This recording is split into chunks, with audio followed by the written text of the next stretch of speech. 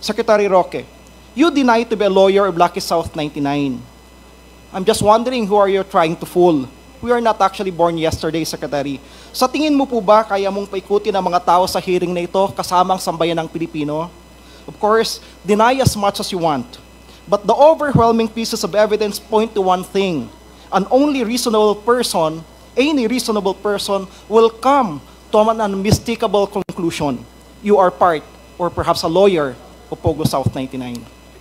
I therefore move, Mr. Chair, that Attorney Harry Roque be cited for contempt. Thank you very much, Mr. Chair.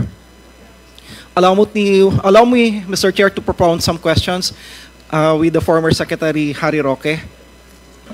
This will just be a reiteration, mostly of the things that were already passed upon by Attorney Raj, but I'll ask them for emphasis and clarity.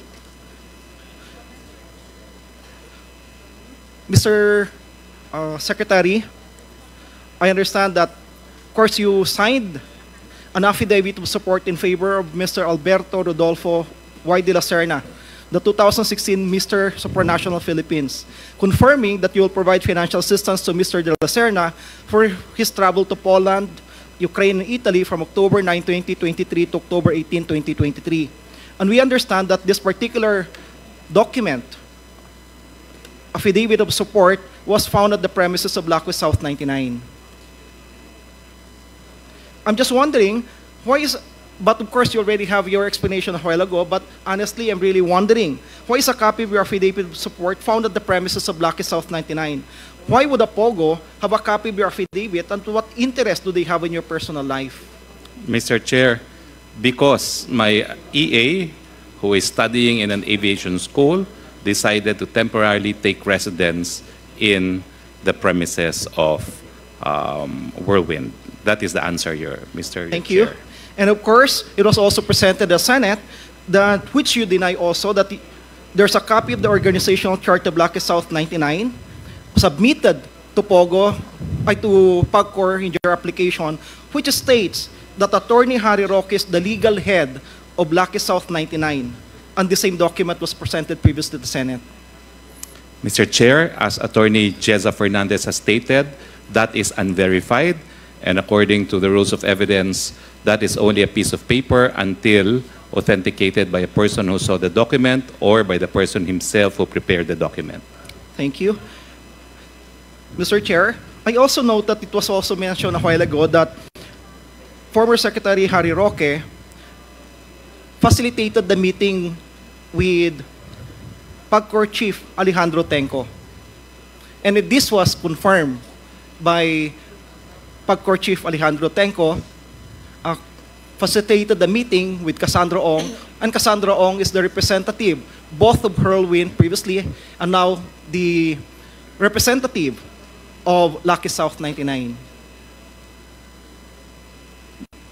Do you have any comments, Secretary? What is the question, Mr. Chair?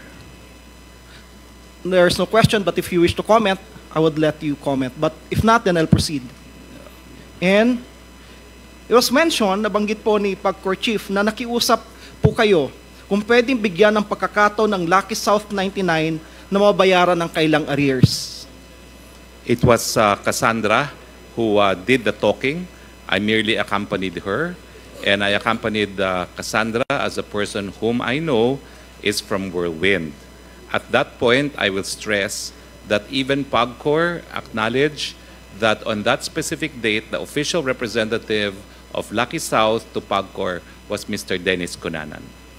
For the record, Attorney Harry Roque, ulitin po natin ulit yung tanong, kayo po ba yung abogado ng POGO ng Lucky South 99? Hindi po, Mr. Chair. I have said it many, many times, and I will maintain that. And assuming, arguendo, that I was or is, the question is, where is the crime?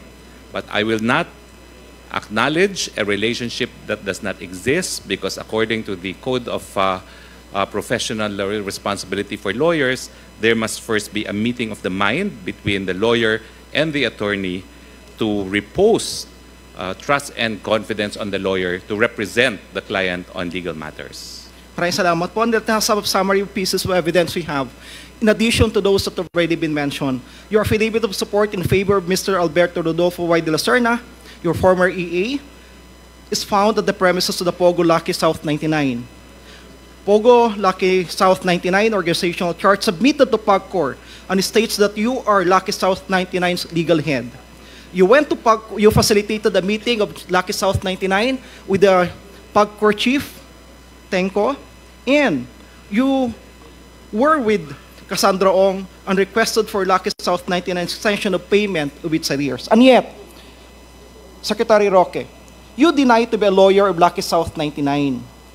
I'm just wondering who are you trying to fool? We are not actually born yesterday, Secretary. Sa tingin mo po ba kaya mong paikutin ang mga tao sa hearing na ito kasamang sambayan ng Pilipino? Of course, deny as much as you want. But the overwhelming pieces of evidence point to one thing.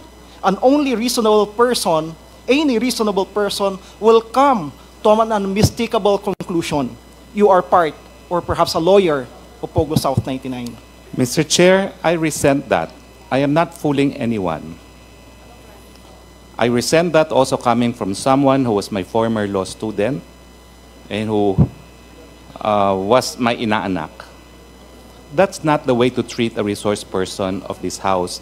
At least when I was a member of this House, we never treated resource persons in that way. I resent that for the record, Mr. Chairman. May I ask the Honorable Member Kong Salo to refrain in issuing statements that would insult our resource persons. I am not saying you are, but try to avoid issuing statements that would hurt the feelings of our resource persons. Please proceed. Will do, Mr. Chair. Mr. Chair, in our last hearing on August 16, Friday in Pampanga, Secretary Roque was invited by the Squad Committee. And Attorney Harry Roque sent a letter dated August 13, 2024, addressed to the Honorable Chairman, Robert Ace Barbers. Yours true. Are you the lead chairman? Informing Chair Barbers that he will not be able to participate in the said meeting due to conflict with the previously scheduled court hearing before the Regional Trial Court of Manila on 16 August 2024, the same date of our Quad Committee hearing. I have here a copy of that particular letter. Mr. Chair, we have also in receipt here a copy of certification from Attorney Jennifer H. de la Cruz, Buendia, Clerk of Court and ex officio Sheriff of Manila, RTC Manila, stating that Attorney Harry Roque has no hearing on August 16 and did not appear in the courts of Manila on said date. Mr. Chair, I hate to say it, but clearly, Attorney Harry Roque, our former secretary, and my former professor, law professor, lied to this committee. And that amounts actually to disrespect on the members of the committee, which is contemptible under Section 11E of the Rules of the House of Representatives on inquiries in aid of legislation. I therefore move, Mr. Chair, that Attorney Harry Roque be cited for contempt for disrespecting the members of this committee when he lied in order to evade attending the hearing of this committee where he was invited. So move, Mr. Chair.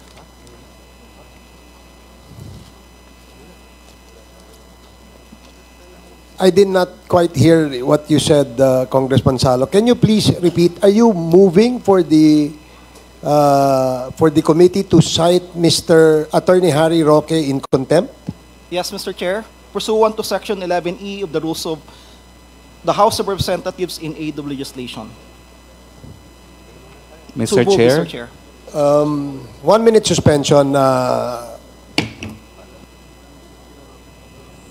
Yan. Dito na po nabulabog ang mga congressman.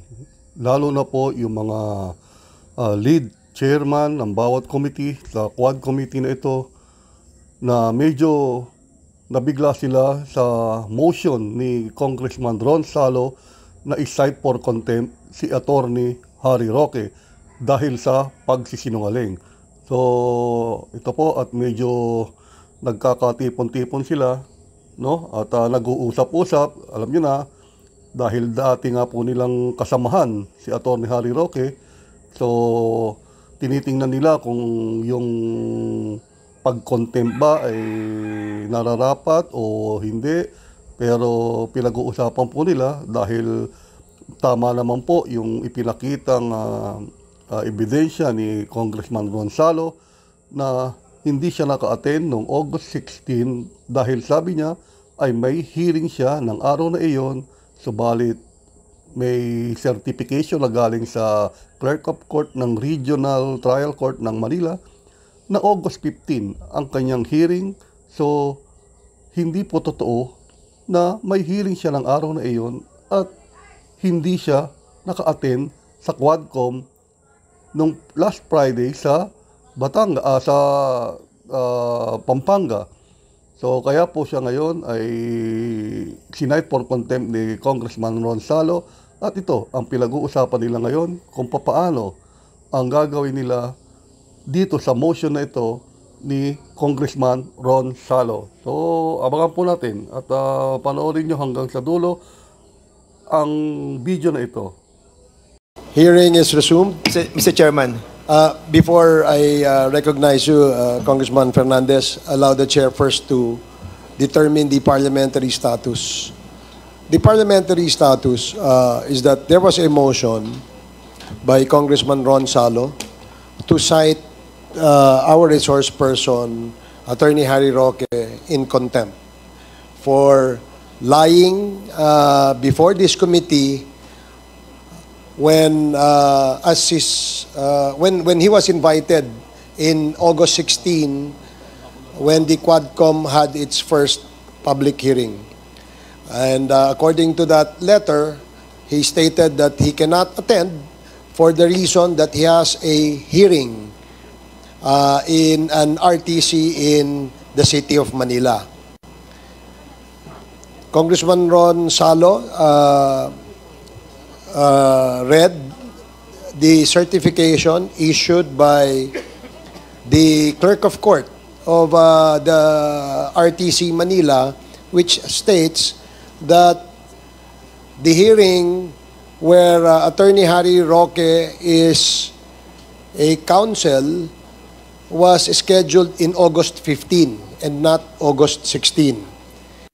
And in August 16, there was a certification from the same Clerk of Court saying that Harry Roque has no hearing in any of the RTC of the City of Manila.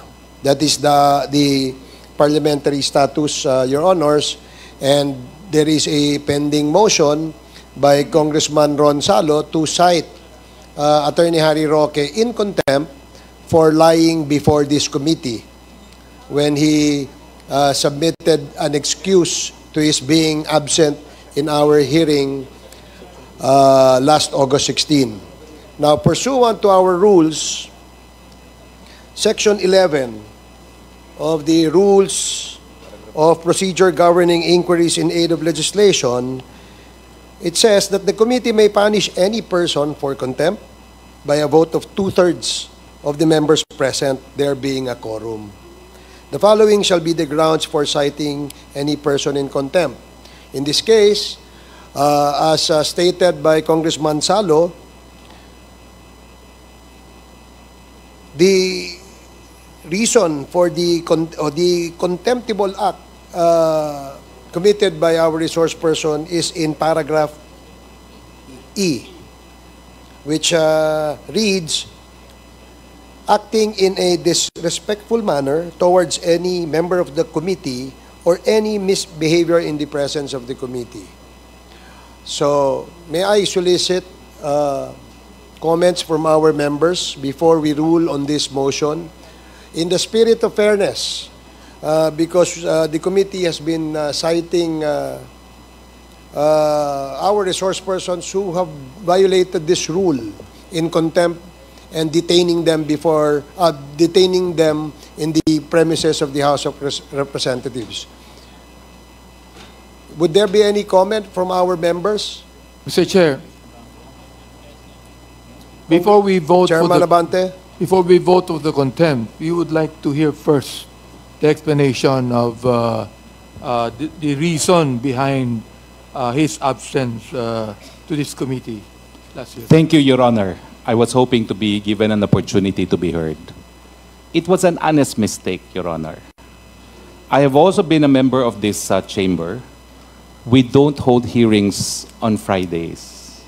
So when I saw the notice of hearing, I assumed that just like the first and the second hearing where I attended, that it would be on a Thursday. And that is true, that I had a hearing both in the morning and in the afternoon. And that is why I sent that letter. By the time I realized that it was a Friday and there was in fact a hearing, it was also close already to lunchtime, and the hearing was in Pampanga. So I apologize for the honest mistake, but the truth of the matter is I have been here on Thursdays, so 2 hearings already, and I just assumed that just like in the past where we don't hold hearings on a Friday, that the hearing would be on a Thursday, as in fact today is also a Thursday. So it was an instance of, okay, there's a hearing, it's on Thursday again, and I have a hearing on Thursday. That's why I sent the letter right away, not even realizing that 16 is a Friday. That was an honest mistake. Had I had any intentions not to appear, I would not have appeared today as well. But in the first 2 instances, and those were the 2 instances where I was invited, I in fact appeared. I have no wish to disrespect the very same body of which I was a part of, which I consider at some point in time as my happy place, in fact, the House of Representatives. Thank you, Your Honors. Any other member who wish to make a comment? Mr. Chairman, can we have Congressman a copy? Fernandez? Can we have a copy of that certification that was issued by the Regional Trial Court? Because I haven't seen the copy yet, and that's the reason why medyo kanina I was a bit shocked about it. So Here.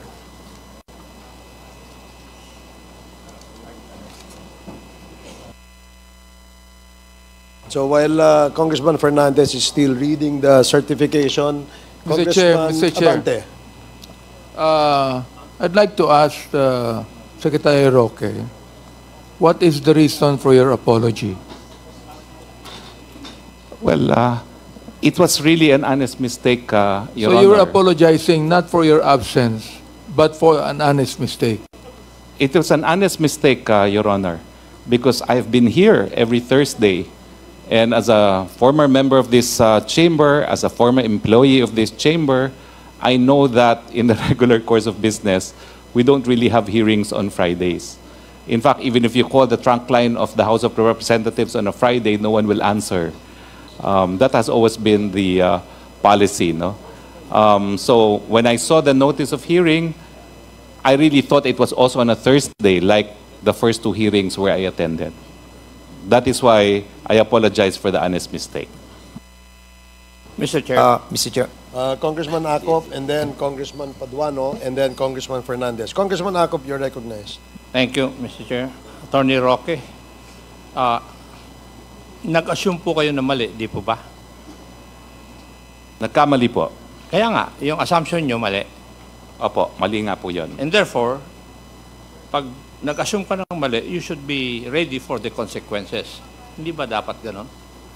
Yes po, but So, there was no intent to disrespect this I'm not chamber. asking whether you have the intent. Ang tinatanong ko lang po doon is, kung nag-assume po kayo ng mali, hindi po ba dapat tanggapin ninyo yung consequences?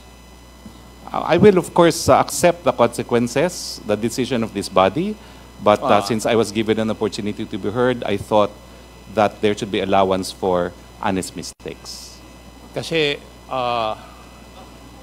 pagpasensya mo na ako. Kasi ako, I know that you have been practicing as a lawyer for a long time. Di po ba? Yes, Your Honor. And as a practicing lawyer, lahat po ng schedule ninyo nakalagay. For example, for the week, kung ano ang hearing mo for the week, ano yung appointment mo, nakalagay po. Di po ba? Totoo po yun. Kaya nga po, doon sa certificate, talagang may hearing po ako nung Thursday. And mali nga lang po yung assumption ko na yung sumunod na hearing ay hindi na pala Thursday dahil So, puro Thursday po tayo. Ang ibig niyo pong sabihin, wala sa schedule ninyo yung dapat umattend kayo ng hearing sa Friday, nung Friday? Yun nga po, nailagay ko po siya ng Thursday kasi every Thursday po yung hearing natin. Then, as it is, kayo po lahat ang may kasalanan. Wala. Opo, pero wala naman Participation ng iba. Opo, pero wala naman pong intention to disrespect the Hindi ko chamber. po pini-question yung intention nyo. Ang pini-question ko lang, as a practicing lawyer, ang alam ko, yung mga lawyers, meron silang sinusulatan lahat ng kanilang mga schedule. In your case, kung nakalagay yung schedule na yun, dun sa, yung event na yun, sa yung book of schedules, dapat alam ninyo. Sa totoo nga lang po, dahil akala ko Thursday, nakita ko na morning afternoon ng hearing ko, sumulat na ako kaagad to inform the committee as soon as possible dahil ang buong akala ko po talaga Thursday. Attorney Roque, marami na pong namatay dahil sa maling akala. Kindly bear that in mind. Thank you, Mr. Chair. Thank you, Congressman Acop. Congressman Paduano, you're recognized. Thank you, Mr. Chairman. Anyway, tama po yung sinabi ni Chairman Acop na that's your fault and you should face the consequences, di ba? Now, eto lang po. Kaya ako, of course, the intent, hindi pwede nating pag-usapan dito yung intent. Kasi, the question is, well, in fact, you're calling the chairman of this committee. Well, in fact, you text me with regards your request for your wife to be excused in today's hearing. Now, as you mentioned, nalaman mo na after lunch, nag-hearing sa Pampanga. Di ba? At the very least, man lang, sana you texted me, you call me, or you call the chairman na hindi po ako makarating dyan kasi nagkamali ako. But you never do it. Kaya yung question of intent, sabi ko nga, hindi pwede magiging basis for that possible